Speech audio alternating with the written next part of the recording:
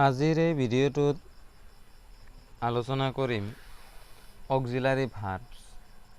Auxiliary verb কেইটা আৰু কেনেকুৱাকে ইয়াৰ ব্যৱহাৰ কৰিব পাৰি এইটোৰ বিষয়ে এই ভিডিঅ'টোত আলোচনা। আজিৰ ভিডিঅ'টো আৰম্ভ কৰোঁ। অক্সিলাৰী ভাৰ্ব হ'ল 24টা।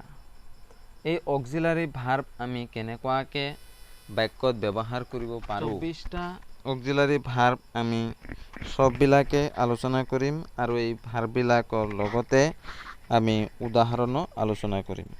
তো প্ৰথমতে আজি এই ভিডিঅ'টোত 5টা অক্সিলাৰী ভাৰ্বৰ বিষয়ে আলোচনা কৰিম।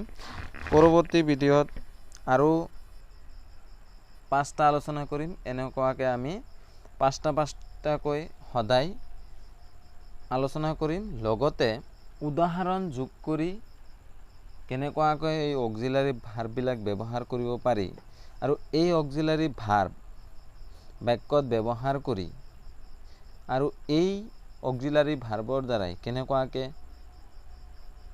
ক'ত ব্যৱহাৰ হয়, ইণ্টাৰোগেটিভ সেন্টেন্সত কেনেকুৱাকৈ অক্সিলাৰী ভাৰ্বৰ ব্যৱহাৰ কৰিব পাৰি, এই গোটেইবিলাক আজিৰ এই ভিডিঅ'টোত থুলমূলকৈ আলোচনা কৰিম।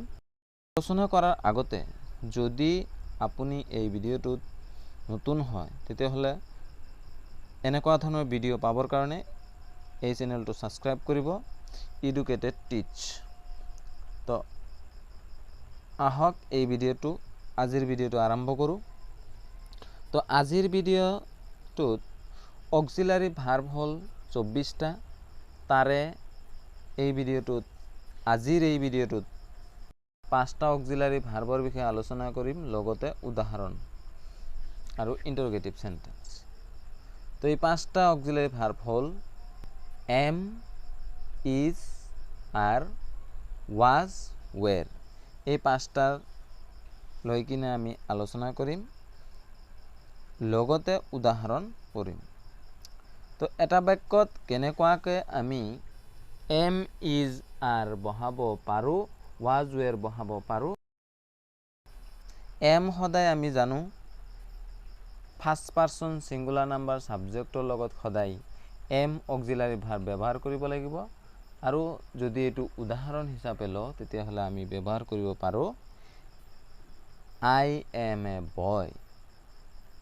তো এই বাক্যটোত এম অক্সিলাৰী ভাৰ্বেৰে এটা উদাহৰণ দি দিয়া হ'ল।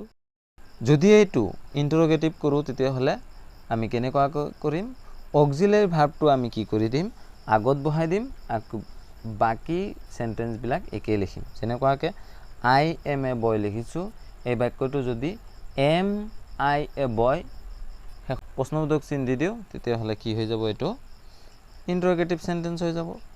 দ্বিতীয়তে আমি আলোচনা কৰিম ইজ। ইজ ক'ত ব্যৱহাৰ হয়, থাৰ্ড পাৰ্চন সিঙ্গুলাৰ নাম্বাৰ সাবজেক্টৰ ক্ষেত্ৰতহে ইজ ব্যৱহাৰ হয়। তো যদি এটা উদাহৰণ লওঁ, হি ইজ এ বয়, তেওঁ এজন ল'ৰা, এইটো এটা উদাহৰণ। হিৰ পিছত আমি ইজ ব্যৱহাৰ কৰিছোঁ।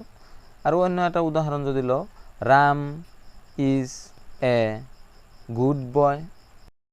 ইণ্টাৰোগেটিভ কৰিবলৈ হ'লে আমি কেনেকুৱাকৈ কৰিম, ইজটো আগত আনিম, অক্সিলাৰী ভাৰ্বটো আমি কি কৰিব লাগিব, আগত আনিব লাগিব। যেনেকুৱাকৈ is Ram A good boy, is Ram A good বয়, এইটো কি হৈ গ'ল, শেষত প্ৰশ্নবোধক চিন দি দিলে ইণ্টাৰোগেটিভ সেন্টেন্স হৈ গ'ল। আৰু যদি নিগেটিভ কৰোঁ তেতিয়াহ'লে কি কৰিব লাগিব, অক্সিলাৰী ভাৰ্বৰ পিছত নট বহাই দিলেই হৈ যাব। যেনেকুৱাকৈ Ram is a good boy, এইটোৰ পিছত আমি কি বহাই দিম, Ram is not a good boy. বাছ নিগেটিভো হৈ গ'ল, ইণ্টাৰোগেটিভো হৈ গ'ল। উদাহৰণ যদি লওঁ তেতিয়াহ'লে আমি উই আৰ গুড বয়। তো উইটো এটা ফাৰ্ষ্ট পাৰ্চন কিন্তু প্লুৰেল নাম্বাৰ, সেইকাৰণে ইয়াৰ লগত আমি কি ব্যৱহাৰ কৰিছোঁ, আৰ ব্যৱহাৰ কৰিছোঁ। প্ৰথমতে নিগেটিভ কৰিবলৈ হ'লে আমি জানো যে অক্সিলাৰী ভাৰ্বৰ পিছত নট বহাই দিলে হৈ গ'ল। যেনেকুৱাকৈ we are not good boy, are we good boy দি দিলেই কি হৈ গ'ল, ইণ্টাৰোগেটিভ হৈ গ'ল। তাৰপিছত আমি ব্যৱহাৰ কৰিম ওয়াজ আৰু ওয়েৰ। ওয়াজ কাৰ লগত ব্যৱহাৰ হয়, ওয়েৰ কাৰ লগত ব্যৱহাৰ হয়।